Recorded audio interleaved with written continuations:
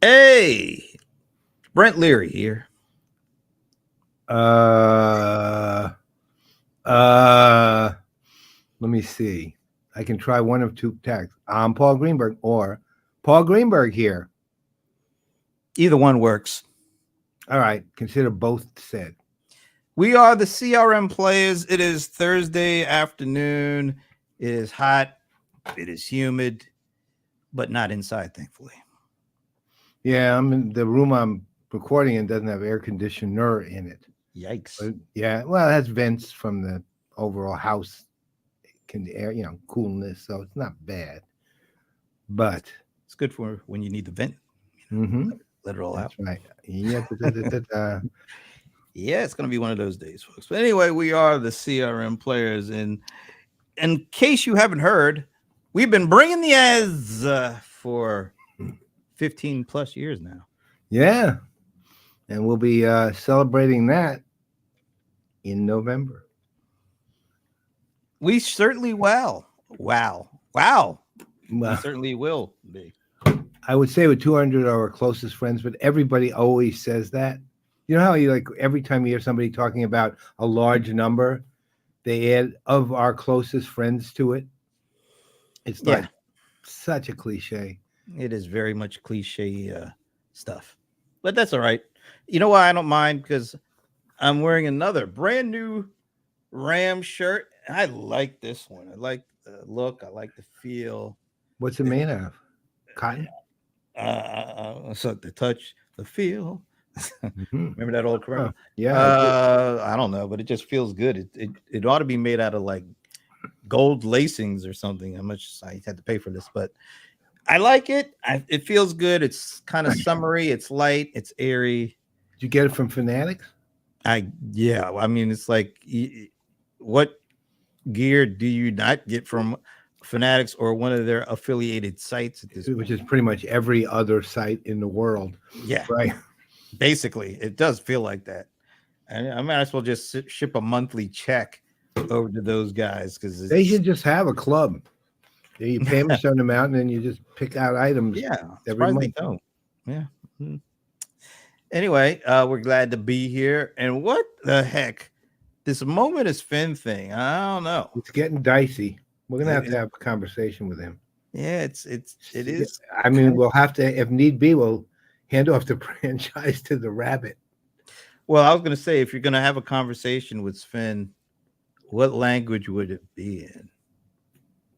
Well, let's say firm something. Um, no, well, the only, and I don't know how accurate, the only thing that's even vaguely interesting about the rabbit, which I wasted my money on, is the translator. Translates 100 languages, and I tested it out. And again, I don't know how accurate it is, but it's pretty quick, and it actually does translate to other languages pretty well, and says them out loud and so on. So it's not that part's not bad. Tell you what is bad. Well, one of the bad. The battery in this thing sucks. I haven't really used it, so I charge it up and then I just leave it somewhere. Don't use it, but when I come back, battery's drained completely, and I haven't done anything with it yet. So I What don't know. is what with what? With this, Oh, the rabbit! I didn't even know you took it out of the box. it might as well just go back. And the only thing I like about it is the vibrant orange. I like the vibrant No, orange. I mean, it feels, and if, to its credit, it feels good in your hand. It doesn't feel like it's all that weighty or That's anything. about the only It's credit pretty I'll give that comfortable. dude. Yeah, well, I the thing that's made it at least a little bit more interesting to me, although I haven't really explored it that much yet. There's a guide you can download called the prompt guide. If you download that, it If you actually gives you a really good idea of all the things it theoretically can do.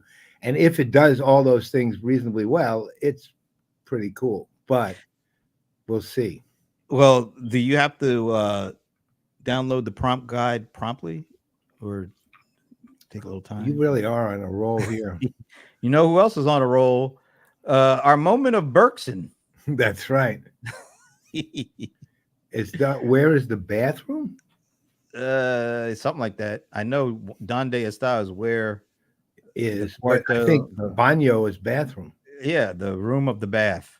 I know. What is it? Quarto. Quarto. You know, if this thing would have stayed charged up, I would have asked that, but you You know, could. I gotta can't go do get that. mine and see. It's Spanish. We know it's Oh, Spanish. that we know. That one's easy. Yeah, Alan, you got a long ways to go to replace because Finn was coming up with some crazy stuff. Yeah, he was good. He's good at this. Finn, where are you, buddy? We need him. We kind We of do miss you. need him. We like our moment as Finn at the Yeah, beginning. we do. Starts the show. It makes the show not quite the same without it. Oh well. Anybody out there, be on the lookout. Maybe an APB for Sven.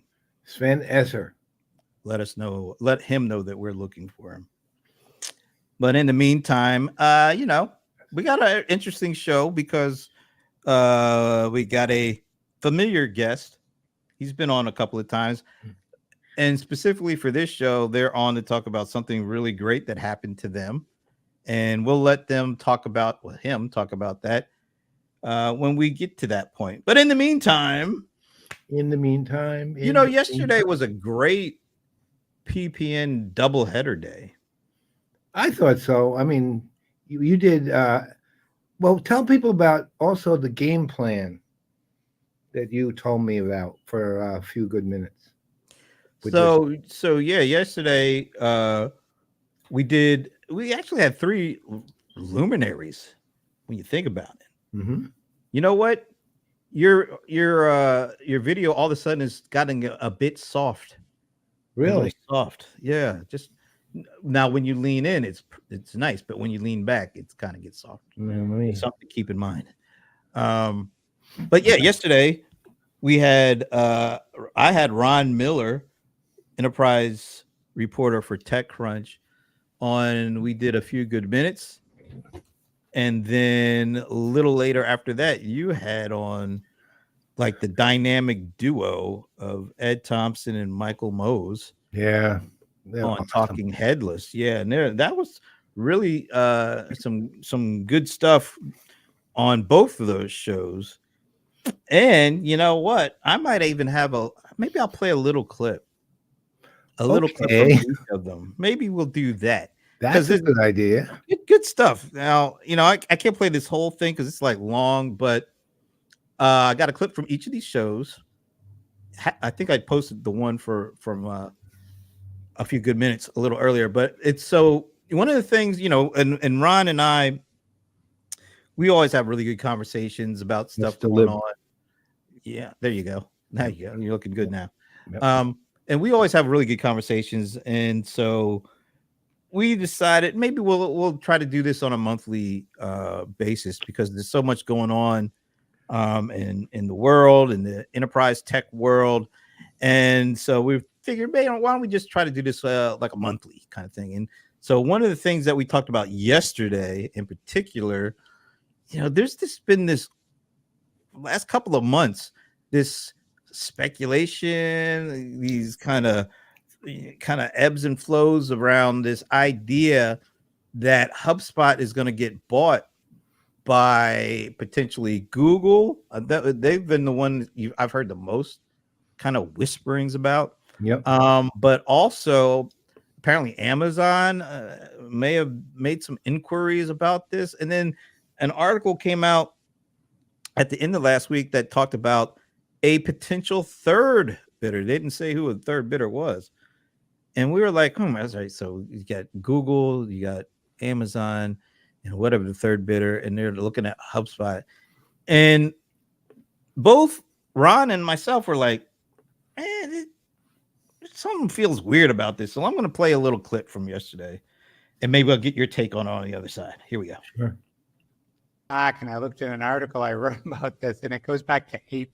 So now we're at the end of June, and you know this rumor is still there. So it sort of suggests that sure, somebody's got to be talking to them, and at some point that may or may not result in a sale. HubSpot's a good little company, right? It made over 600 million last report. So that's like a $2.4 billion more run rate. They have a $30 billion market cap, which might surprise some people. Let's assume there's one or two or even three companies involved in bidding on it.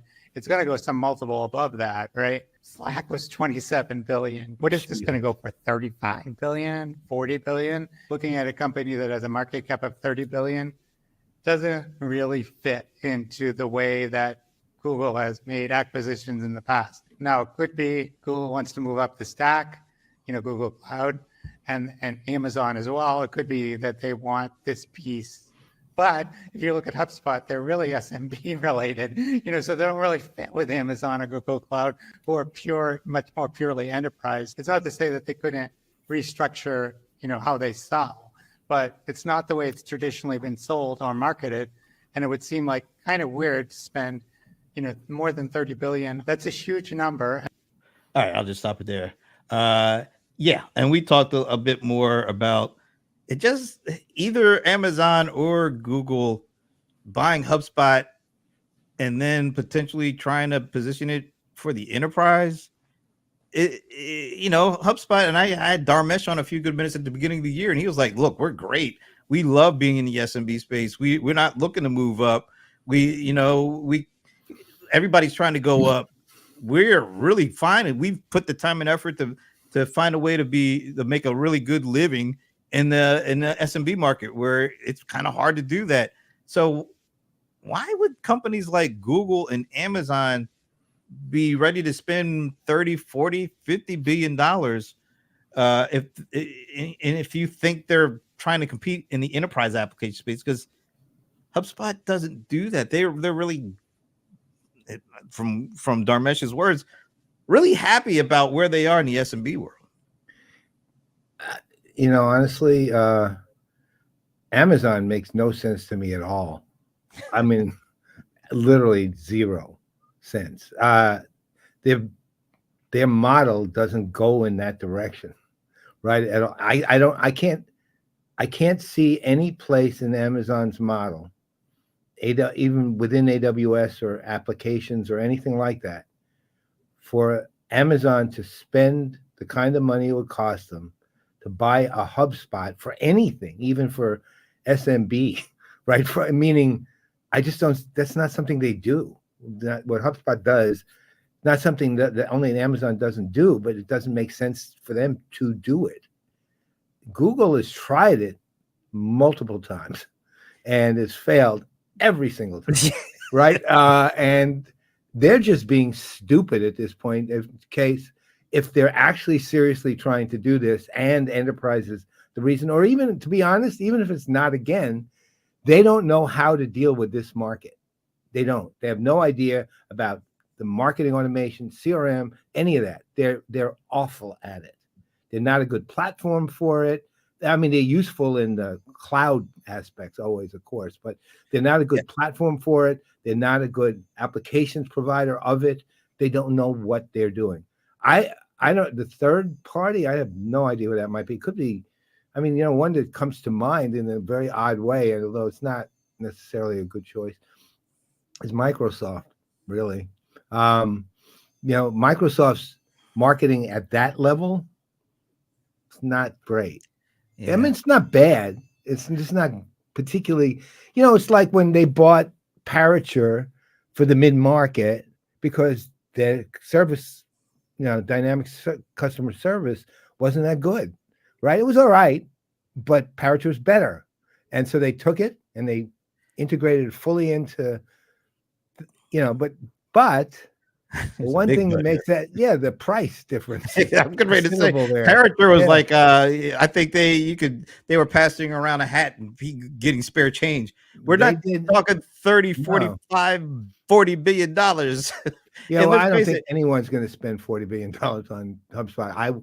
I mean, you never know, because their market cap is already at 30 billion. So if there's an offer, it's going to be pretty significantly over that. Maybe 35, maybe 40 billion. But in Microsoft Dynamics, they've never made a huge acquisition. Dynamics, not Microsoft generally speaking, Right. but Dynamics. Well, they bought Click Dimensions, stuff like that. They'll buy. Yeah, I but mean, they'll not buy $30 billion. companies. No, Yeah, it depends. Again, it all depends for Microsoft on ecosystem. How they look at ecosystems. yeah, but I mean, I would. spending that kind of money generally is stupid to begin with. Well, they bought LinkedIn for $27 billion, and that has Yeah. worked out fantastically. But that wasn't a Microsoft Dynamics purchase. That was a mothership purchase. Well, and the other thing is, the interesting question. The thing is, their interest in marketing is obviously pretty strong. I mean, look at their partnership with Adobe, right? I mean, that's enterprise, and that's meant to be enterprise. And Microsoft plays well with Adobe in the enterprise. But that's an. Could Microsoft afford the acquisition? Sure, they could. But I don't understand why anybody would want to spend it on. To be honest, as much as I think HubSpot's very good, I don't think it's worth anywhere close to that, right? I would be surprised if Microsoft. I mean, it's just not in their MO. They spend the big bucks, but not at the Dynamics. I know. That's just not. They may be spending it for Azure. You know what I mean? You can spend the good news with Microsoft is between Azure and AI, they can spend any money they want anywhere and include that. If they were going to spend, I think 35-40 billion, I would think they'd probably go the open AI route before they went the HubSpot route. I wonder if they could get it for that price. They might not even be able to get it for that price at this point. But interesting. It was just something, and so Ron and I are going to do those kind of conversations about once a month. I'll tell you we ought to have another conversation sometime on why anyone spends to market cap. That makes no friggin' sense at all. They're spending to an artificially inflated speculative price, right? Which is speculative value, which is absolutely ridiculous. It's artificially inflated, right? So, you get some money, you raise the market cap. Wow. There it is. You didn't get revenue, you just got money. All right, so that was like yesterday morning, but then Talking Headless with the venerable Paul Greenberg, it was like a venerable fest. No, they're too young. They're too young yet. Yeah, but their knowledge is at the venerable level. Their knowledge level is venerable, at least. So you had Ed Thompson, you had Michael Mose, and you had the venerable Paul Greenberg. A great conversation. And here is a piece of a clip from that show. Done these customer advisory boards now in New York, DC, London, Tel Aviv, and now in San Francisco. What they're realizing is the data is the thing. If you're trying to take unstructured data and you're trying to take structured data, you're trying to bring it together, but it's in a mess. You're in Jira, you're in Confluence, you're in SharePoint, you're in this over here, and then over here you've got 17 different systems, different schemas. What are you going to be able to do with generative AI? I think that the vision that Mark had would bring Steve Fisher back and spending all those years making sure that we have this data cloud thing, which few people understand. How do I get the data into a format that now I can set all these triggers for selling, for marketing, for service, and guess what? I can mix them as well. And now I'm ready to take all these different types of language models and mix them together in the same kind of prompt or use groundings, whatever, on the single platform. I don't know if they were thinking that back then. My inclination is they were not thinking about generative AI. They were thinking, we've got to get the data estate in order. Yeah. And that put us in this really, really amazing place where by worrying about unstructured, worrying about, first of all, about structured, it's set us up in a way that I really couldn't believe it is today for the future of generative AI, which we can talk about in a minute. But I think data is what's going to bite most companies. Ed's got this, I don't know where I'll leave it at that. I thought it was great. And I love how he framed it. If your data is a mess, what could you possibly do with generative AI? Exactly. It's like people have put the cart before the horse. So they're focused on the Gen AI, but not on the fuel of the Gen AI, which is the data. Yeah, I think obviously from that, we know that Salesforce is thinking in the right way terms, and Zoho is also thinking in the right terms with their way of looking at the models, and around data, and I think from what I know, speaking off the top of my head here, ServiceNow is also kind of in the right direction. The problem with all of it, of course, is that that's not what people are. You might go data, data, data, data, data, data, data, data, data, Gen AI, data, data, data, data, data, data, data, data, data, data, data, and someone goes, "What'd you say about Gen AI?" Data, data, Right, data. right. I mean, that's Yeah. the problem, right? It's like, It's got everybody's attention. yeah, I was listening. I can't remember who it was. It was some gamer or something, but he was talking about, but it was a sort of a prominent name kind of guy. And he was talking about, no, it was a sports guy actually, but he was talking about separating. He said, if with all the noise that's out there, you got to make a different noise, right? Which I of course turn it around entirely, because there's a lot, to me, there's a lot of signal out there, and that's much more of a problem than noise. And your job is separate with a different signal, right? Which, if you're starting to say data, data, data, get as Michael put it, get the data state in order, even though that's actually historically has been a fairly common theme, like once CDPs and everything else started coming around again, or even go all the way back to what was the name of Siebel's master data model? Oh, yeah. MDM, right? The master data Yeah. model. You go all the way back then, right? There's been a conversation, but nobody has actually really done much about it, other than to say data, data, data, data, Gen AI.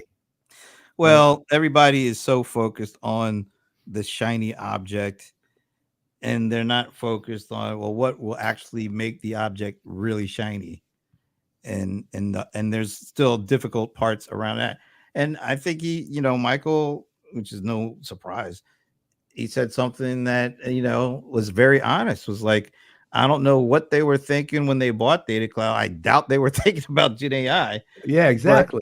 But it's something similar to what Alan Truffler said about Pega, about the areas where they focused. This Gen AI thing really enhanced those areas. It wasn't like it changed the direction where they're going.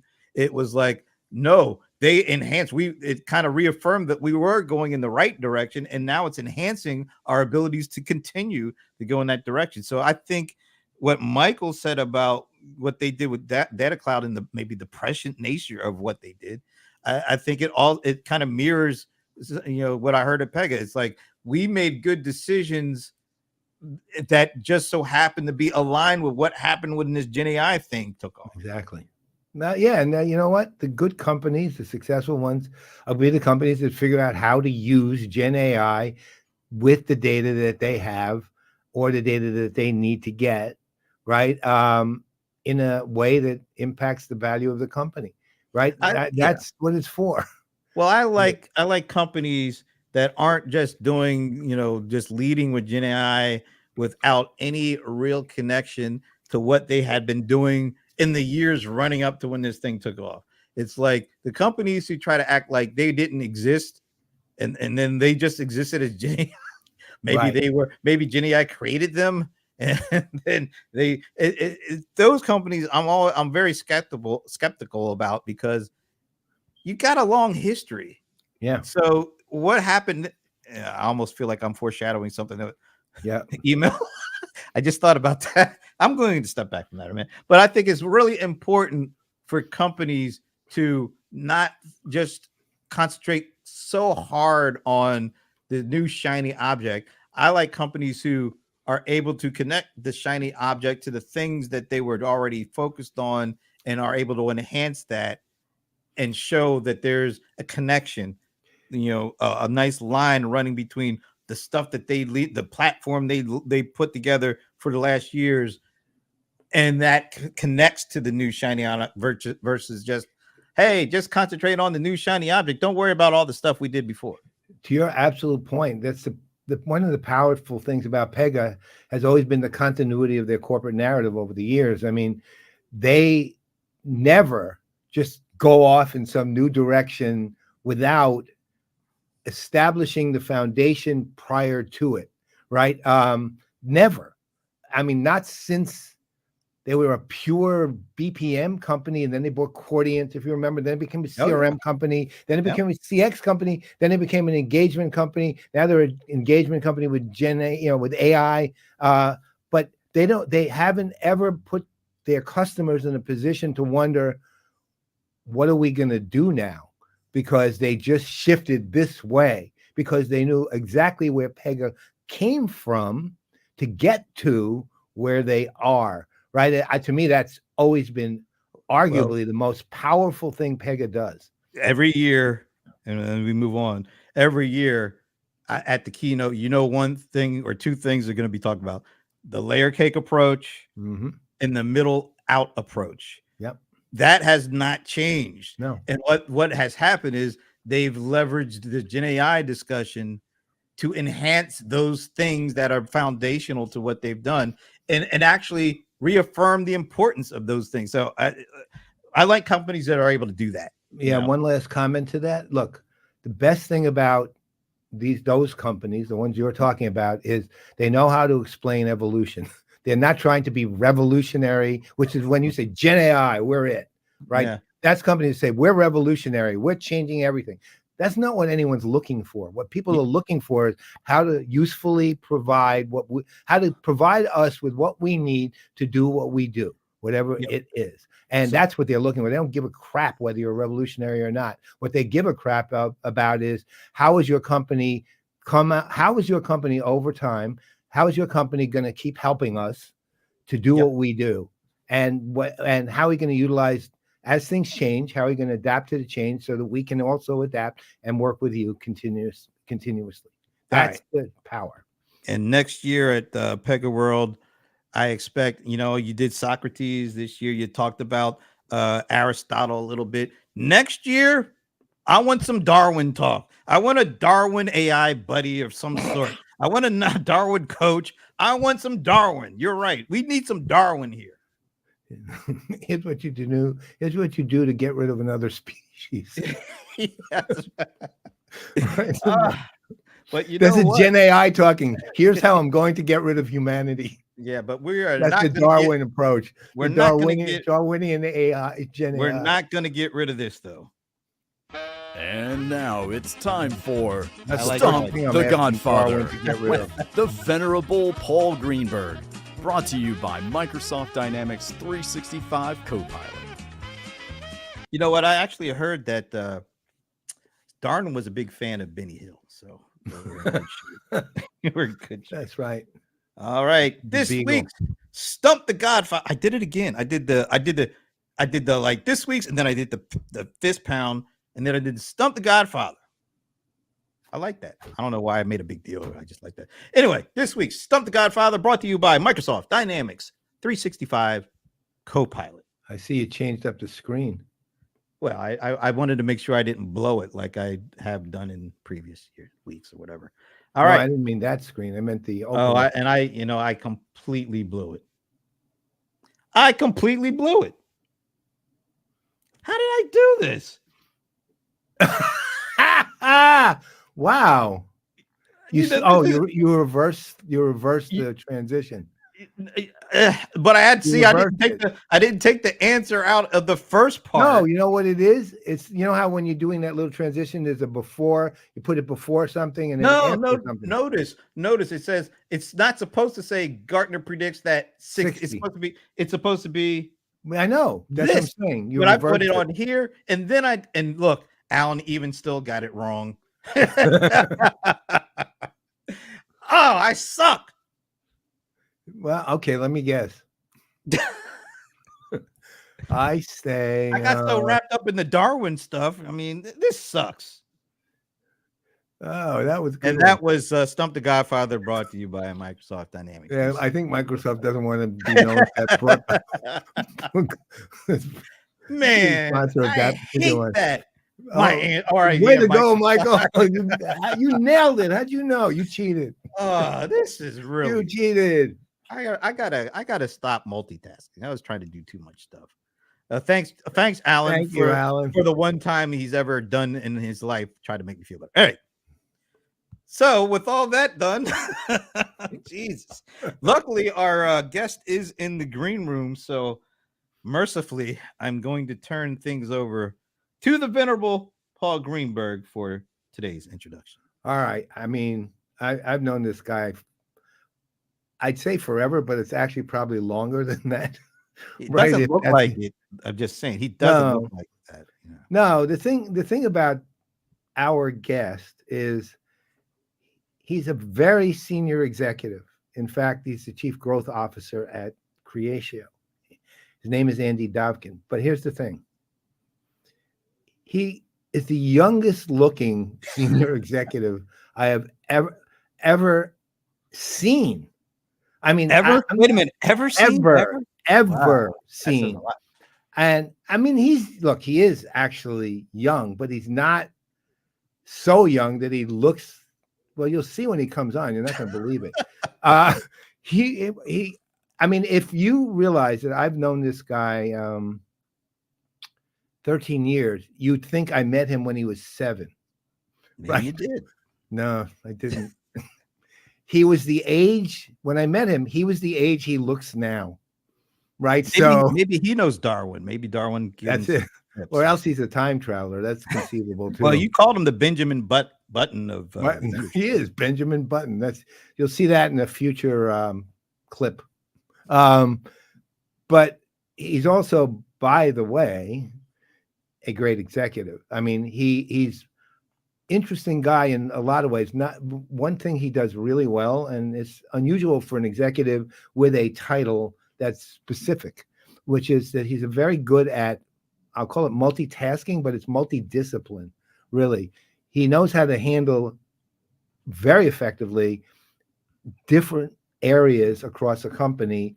He can basically step in, do something, and it gets done, right? And it'll get done the right way, and it'll get done as if he's been doing that, whatever that is, for years, right? He's really a remarkable guy. And the other final thing, he's a really good guy, like a really, really good guy. I just really Are you sure that's the love final him to thing? pieces. Yeah, that's all I've Okay. got to say. Otherwise, I'll talk about history. So should we bring him out now? I think it would be a good idea. Here he is, the one and only Andie Dovgan. I hope he's got his orange shoes on, although we won't be able to see it if he does. Well, There he is. There he is. How you doing?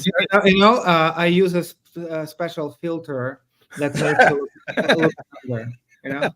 That's a works. really special See? filter because 24 years old. we saw you Yeah. in live in Miami, and that filter was working then. That's really an impressive It was filter. on. It was He on. pulls it over. He pulls it over his head. It's like a bag with a filter. It was a mask, you know. That's right. So how you doing? Doing great, and that was a very kind introduction, Paul. Oh, true. I'm flattered. I'm not sure I can kind of match that introduction, but it was very warm and dear to my heart. Well, so you have some amazingly great news. So Mhm. why don't you tell us about it? Yeah, we had a very big day yesterday. Hopefully, you guys seen it all over the news and LinkedIn. So we were amplifying it, Paul, in a lot of different ways. So we got 200 mil of a minority investment, and we got a valuation of 1.2 bill to lead the enterprise no-code market. Big day, big and great validation of the value we bring to the customers, and a great reason to celebrate. So we, as you can imagine, we were very busy kind of talking to the press, doing some day of broadcast, but we also spent this time to celebrate it with the team. We had a few parties that we were running. We were running one here in the US in Boston. We had another one, like a lot of different picture exchange. We got this beautiful big cake with the unicorn. So we, even though it was very hectic day, we tried our best to kind of celebrate and enjoy the moment. Well, one of the things that always characterized you guys is your culture, which is really extraordinary. And people, you're a very engaged company, and it's an unusual one in that regard, because you are, like, if I'm making up percentages here, but let's say you're 120% more engaged than most companies are, right? And you always have been engaged with your employees, like really, really deeply, which is one thing that I think is really important. you're now at a point where you've been growing for a long time, right? Mhm. But now you're at a point where, let's call it, depending on what you want to do with all this new Yeah. money, where you could be at the level of explosive growth, right? Mhm. So can you outline, to the extent you're able to, like what the game plan will be, like where you want, like what you're thinking, why you took the money and what you're thinking, to the extent you feel you can. No, of course, and I'd like to give you a kind of a detailed outline of the journey. So Sure. as you guys know, we bootstrapped the company from the ground up, and we took our first round in 2021, Right. which is not very usual for software market in general, right? But I think that the fact that we were bootstrapping the company made us very disciplined and made us very engaged, and we were trying to understand how to grow and being capital efficient. So we realized an incredible market momentum in 2021, and year over year we've been growing 50%, and we haven't slowed down when the economy got softer. We kept with the growth, and we had like economy headwinds. We had also, as you're getting bigger, it's difficult to maintain that pace of the growth. A lot of companies are just naturally slow down because the numbers go up. But we set the target and we said we're gonna do this. And two major kind of contributors to that is obviously new business acquisition. So we acquired a lot of new companies, and we significantly increased our average deal size. But we also were able to demonstrate the world-class net retention. So we keep our customers with us, and we increase business and relationships with them because they're happy, and we are very, very focused on value that we deliver to them. So that's been an incredible journey. And to be honest with you, because we have quite a capital efficient business model, we're not extremely focused on making a round. But we started to get approached, and we were getting a lot of kind of interest based on the publication, based on the noise that we create on the market. So we started to get approached with a few recommended, respected investment companies, and we kind of spoke with five, I believe it was five organizations, and we got some really great names in that list, and we got five offers immediately. Because when it was absolutely incredible, exciting experience, a great validation first of the value that we delivered to the customers, and we got at that point we realized we have to make a round, mostly to kind of gain this incredible market momentum, invest into R&D, and I'm going to talk a little bit about where exactly we'll be investing, but really invest into AI, Copilot, everything kind of related to driving value further, but also kind of say very kind of loud about our aspiration and about our desire to build this enduring company. We're not making this round to at some point to get acquired or to go through an M&A. We're building an enduring company for years and years and years. We enjoy doing that. A lot of us spend a lot of time here. We've been here almost since inception, and our aspiration is just to create a lot of impact on the market. And obviously, like a big chunk of this investment will be going into R&D, everything AI related, everything Copilot related, everything related to actually two areas where we operate. One is more kind of AI assisted development. How can we further lower this bar for non-technical people, combine no code and AI assisted development, and speed up time to value, because it's the biggest kind of focus area for us, and the biggest differentiation, ability to deliver time to value. But secondly, make sure that we really expand those CRM related and customer centric AI scenarios. So are you looking to, well, what about like in the areas around the external areas, let's say like marketing or outreach of some kind? What do you have plans for that are expanded? Yeah. I think that we definitely need to more people to know about Creatio. We wake up in the morning and we go to bed with an idea in mind. How can we amplify our brand, how we can make sure that more people know about who Creatio is. Because the moment people get in touch with us, thanks to our technologies and thanks to our culture, people got really, really excited and interested. Yeah. We track our brand and overall kind of coverage, and it grows very rapidly, but the market's so huge. You know it, like you understand the market better than anyone else. It's a huge market, so we want to make sure that we grow our presence and grow our brand. Obviously, we will be significantly increasing our marketing investments. We will be significantly increasing investment in Everson brand, in Everson digital, doing much more PR. That's part of the game. We don't want to prioritize marketing and sales. We want to prioritize product, because that was always a philosophy and idea behind Creatio, is that we want to make sure that our technology, like everything that we put out there, is excellent, superior. But it's a time when we want to amplify everything brand related. Absolutely. So one of the things I remember years ago, I had a conversation with Catherine. This is well before the pandemic, and she brought out a stat that said something like there's only a relative handful of coders available to create the mountains of applications that 25 million developers, and that population 650 million apps or 25 million developers to create 500 million apps to that's it. 25 million developers. That's and so I thought that was kind of where the no code, you're focused on creating this platform with no code to help make it easier for people who are not developers to start creating the applications, because the developers are just not there in the number that you needed. And so, we've been watching how you have really fixated and focused on the no code. And I guess with this new investment, the opportunity to fully integrate what's going on with AI, and it's sort of like what we talked about with some of the other companies previously, you jumping on us. You guys had a foundation that you built over the years.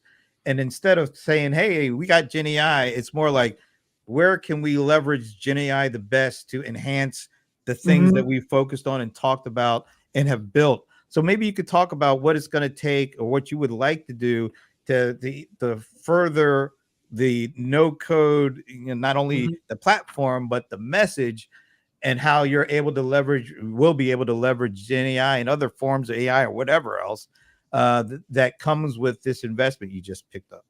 Yeah, that's an interesting point. So we are big believers in no code, and definitely no code is like a big element of everything we speak about, but not because we are fixated on no code or because we love this word, but because we truly believe that no code is an enabler of two things. First, it's an enabler of time to value, and secondly, it's an enabler of overall democratization of a technology when technology becomes a skill, like similar to a presentation skill or storytelling, and it just becomes a skill that a business unit can adopt. And then if you do that, then you really kind of expand your scalability, and you can 10x what you're doing on the market. I'll share with you my favorite customer story. We have a great bank. I'm not sure, by the way, it was a customer bank. I'm not sure whether Paul met them at one of our events. Might be you did. But anyway, so it's a European bank. They operate in a country where there are like 15 or 20 banks in general. They're part of European Union.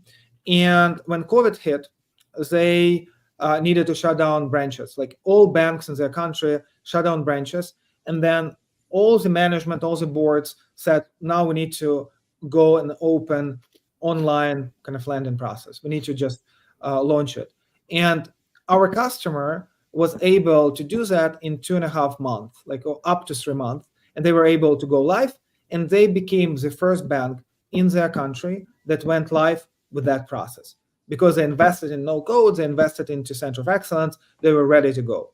Their closest competitor, that is the largest, like 5 times larger bank, was able to go second 6 months from that time. So thanks to the no code competences, they were able to go live 6 months prior to a bank that has 5 times or 10 times more development resources, and actually got this competitive differentiation. So that's the reason. This one of the stories, or the second story that you guys probably heard from the stage in our Miami event about a large UK company that got wall-to-wall implementation for 7,000 users in 3.5 months. It's an unbelievable story because it would take them probably the same time to sign an NDA with some of those big vendors to go back and forth with legal. And now they're live with the system and they're extremely happy. So that's kind of the time to value aspect that gets us excited. In regards to the Gen AI, I think that overall what Gen AI does in this space, it does two things. It really lowers the bar for those non-technical people to go and contribute to digital transformation. And that's where we see a tremendous synergy with no code. You can really combine this Gen AI and no code.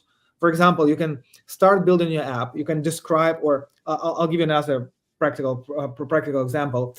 You are a bank and you have like all your processes documented and described as procedures. You take this procedure, you throw it into a Copilot, and Copilot creates you an automated workflow that you can launch in the system. And then you can use visual no-code design tools, and you go and further configure that workflow in a business process, and boom, it's done in no time.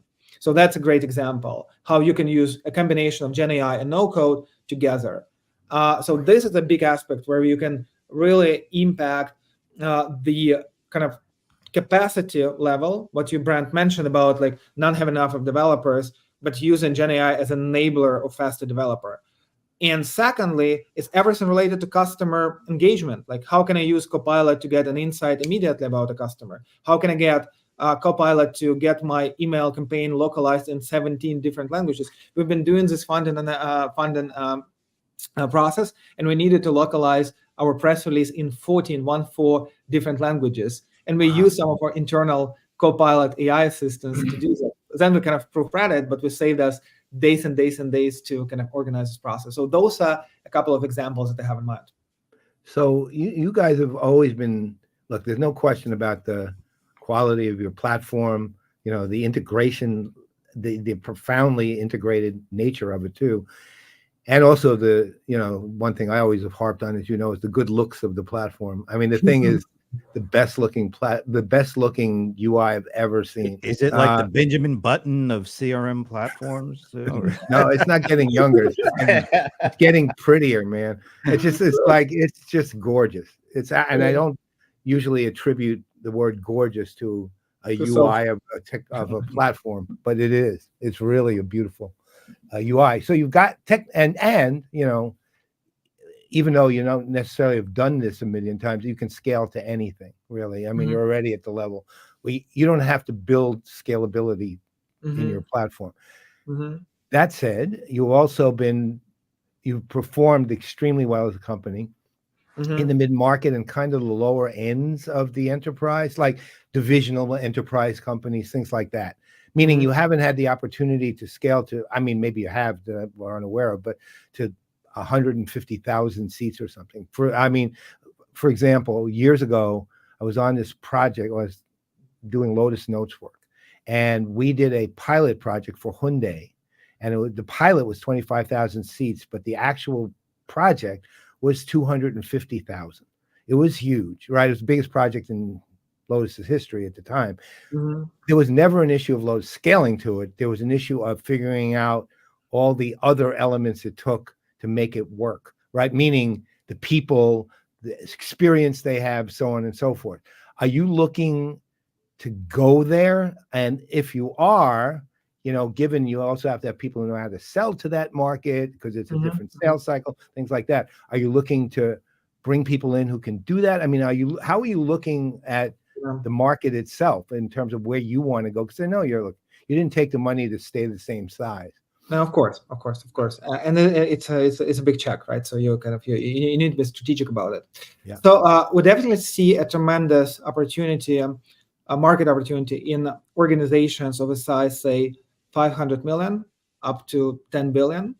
A lot of those companies will be slightly or significantly underserved and not well treated and have a lot of complexity and have a lot of demand for processes and they have a lot of complexity. So we see a big potential in those markets, specifically with the process heavy industries, Right. banks, manufacturing, insurance companies. We see a lot of potential there. So this will be continue to be our focus. In regards to the largest enterprises, we've seen a lot of success with likes of AMD. AMD is our big customer. Colgate-Palmolive previous year became our customer. We work with a government of Israel, and they use us for thousands of users. Actually, the entire infrastructure kind of investment projects in the country are being run through Creatio, which is like a very significant project on a country level. So we definitely have a scalability and potential to grow into that market. Unlike some other companies that would say, okay, we'll go enterprise, we'll forget and just we'll go and penetrate it.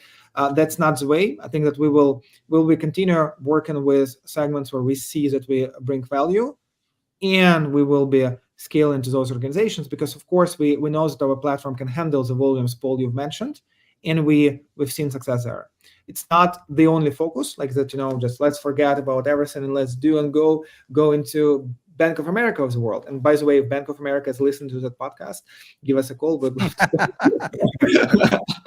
You're gonna have a fight on your hands because Bank of America is famously one of the first two customers of another Boston-based customer engagement platform. yeah, but you got my point, right? So that's absolutely. But of course, year after year, we are increasing infrastructure, investing in customer success, investing into like all needed elements for us to scale. And we also need to be mindful of the fact that we compete with behemoths of the world, right? If you look across Gartner quadrants and whom we are challenging, of course we are working against very large organizations, and it gives us a tremendous opportunity because we have this opportunity to disrupt this level of complexity. We see a lot of complexity and a lot of like things like there is a disconnect in regards to what's been said in the marketing messaging and the reality and the level of adoption. So we want to take advantage of that, and we want to show a fresher, modern approach using no code and focus on this kind of value creation. All right, so there's plenty of benefits to the money that you just raised, and you've kind of just discussed some of them. But what are the challenges that go along with that? You're now viewed as a unicorn. You're valued as a unicorn. What are some of the challenges you think are going to be lying ahead of you that come with the benefits of raising that kind of money? To be honest with you, we haven't thought about that. Like we as a company, as a business, and both Paul and you, Brand, knows that we are very kind of very execution focused, very disciplined. We have our strategy. We understand what we want to do 5-10 years. We, as I indicated, build an enduring company, and we're gonna go and execute that. I think that as we built our organization, we've seen a lot of different challenges and a lot of different situations, and we addressed a lot of them. I don't feel like this particular status will kind of make us surprised and will create a lot of I guess things that we haven't seen yet. But with this investment, we presumed all the control. Like it's a minority investment, so management team and our CEO we stay in control. We manage all the decisions. Of course, we have incredible relationships with our board, but that's the way how it's set. I think as we're getting bigger, we will have more and more issues in regards to like challenges, in regards to the kind of new level of problems that you need to solve. But that's what the business is all about, and that's what makes it a lot of fun.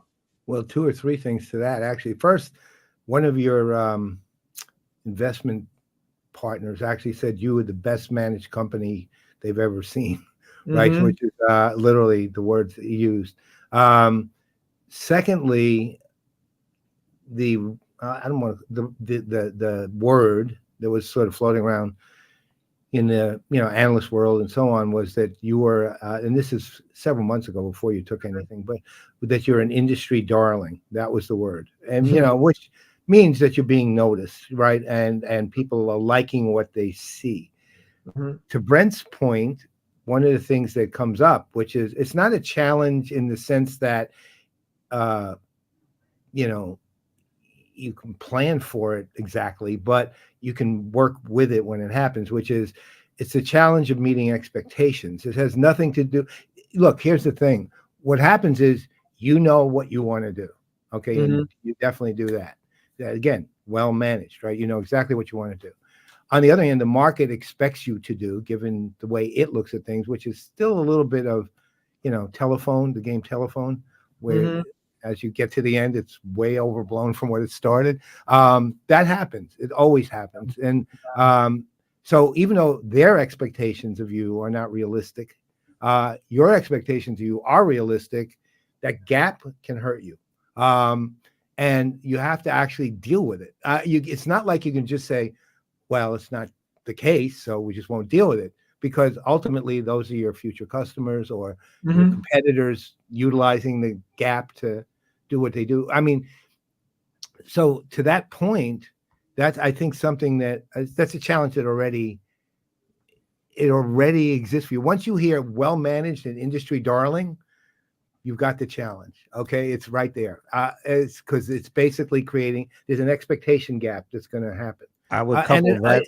Yeah. I would couple that with 200 million and 1.2 billion dollar Yeah. market valuation. I think that, coupled with the things you just said, brings new attention, which is net good. But also, maybe some of your competitors are going to be like, "What? Really now? Okay, you gotta keep an eye on these guys. We gotta see what be more attentive to what's going on with them." And the people who are reading everything out there to try to figure out who they're going to choose to be their provider are saying, well, they seem amazing. Let's see what they can do. And they may think you're more amazing than you are. Again, I'm not saying you're not amazing, but I'm saying what they're thinking and what you can do are two different things, right? And you have to deal with that gap. It's always there. I don't know a single company that hasn't run into it as they grew. Yeah, I understand. I think that my immediate thoughts are in regards to the like brand, what you mentioned about competitors. Yeah, I think that we acknowledge that, but driven by the culture of the company, we are very focused on ourselves and our customers, and so we're not obsessed with competition, and we see a lot of like ways how we can, I guess, cooperate in those occasions where we can. So that's why, but by the nature of the culture and who we are, we're not trying to go after a specific competitor or do like a specific thing that will help us to. That is very fixated on another company and not us. So we spend 100% of our calories on Creatio, not a different organization. Yep. In regards to what you, Paul, said, I think that would be nice to have a conversation in a year or 2 years and see whether we were able to surprise those people. I don't think you're. Okay. I think you will. I mean, Yeah. but I think you have to prepare for it, and and I think the other side with you, and this is the other thing that happens as growth happens too, is and you're in good shape here, but your culture becomes more visible, right? And it needs to in your case, because you have a really great culture. There's a corporate identity that actually begins to matter, and a corporate narrative that counts. And when you're smaller and attention is less, your job is create signal as best you can against a lot. But when you're bigger and attention is greater, then you have to create distinct signal from other signal, right? And that's harder. And at the same time, one of the big things you guys got going for you is that culture. And I mean, everything from your partner programs all the way through the employees and the way you handle it, to your point in the beginning of the show, in the beginning conversation, where you're talking about the parties that the two simultaneous, because that's how you are. It's the kind of company you are. You care. Yeah. And so I think, given this exciting thing, and it's really exciting, and given that you're not going to have a problem figuring out how to use it, right? Because you are that well managed, right?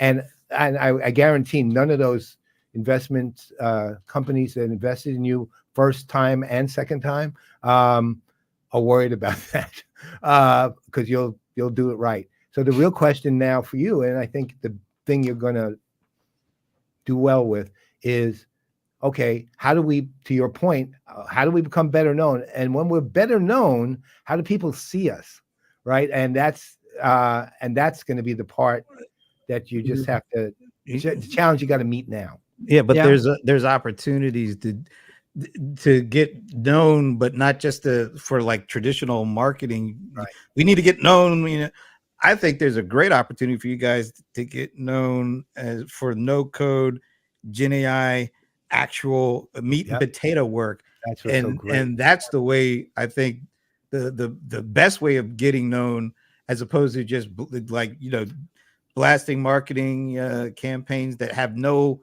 connection to that. Yeah. Because I think that's exactly you guys are such a great opportunity to educate and also kind of shape the way folks look at how AI and Gen AI is applied to a no-code platform to get real stuff done. Yeah, spot on. I think the two things here.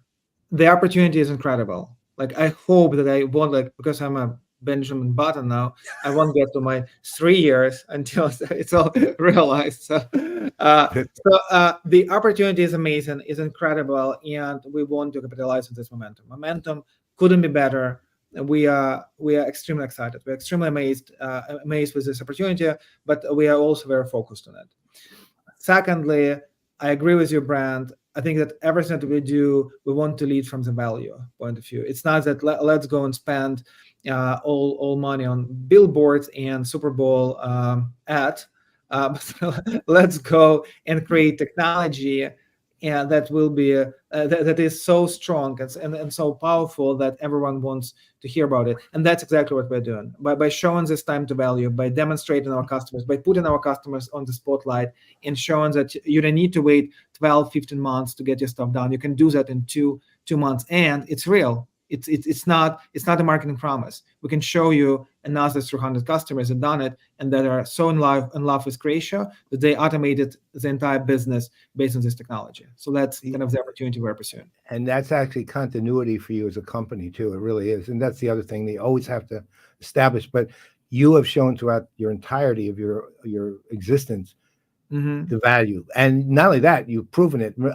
Just the simple things you've done, your mountaintop coding, your coding at lunch breaks during the conferences, things like that, where you had people from an audience literally creating something of value in 30 minutes, right? It was amazing. And you've always done it. You've always shown the practical side of what you provide, which is an absolute power in your guys' part.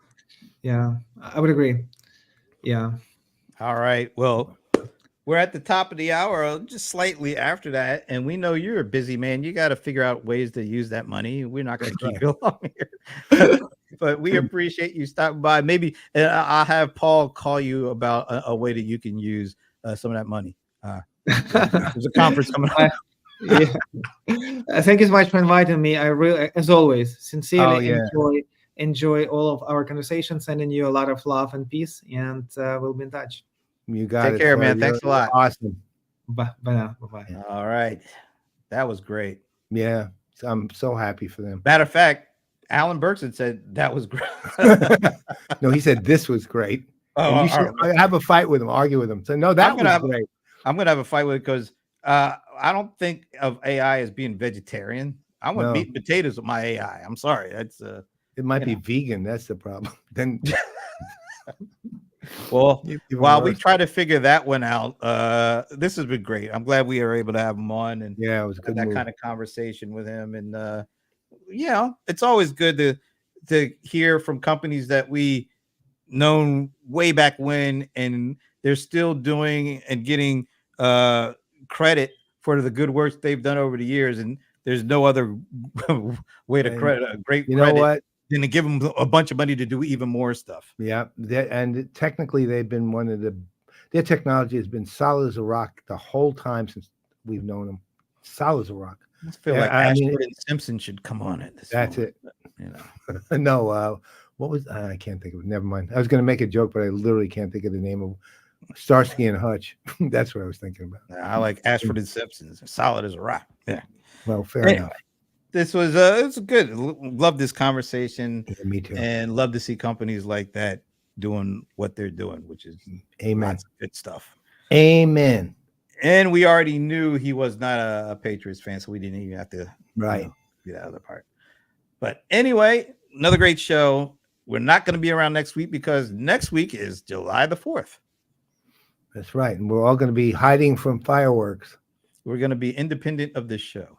I'm going to be literally covering my ears while fireworks go off, scaring all those feral cats that we have for hours on end. They get terrified every year. So my proposal, because I'm going to announce my independent candidacy for the president of the United States. My first proposal will be ban fireworks on July 4th and instead do drone shows. Whoa. First, drone shows are way better, far more interesting, and look like still they're up in the sky and lights. And secondly, they don't freak animals out. So we don't like that. No. So drone shows platform. That's my lead item on my platform. And my lead item on ending this show is there she is. The one. There she is in her natural habitat. That's right. Anyway, folks, we will see you in 2 weeks. Bye. Bye.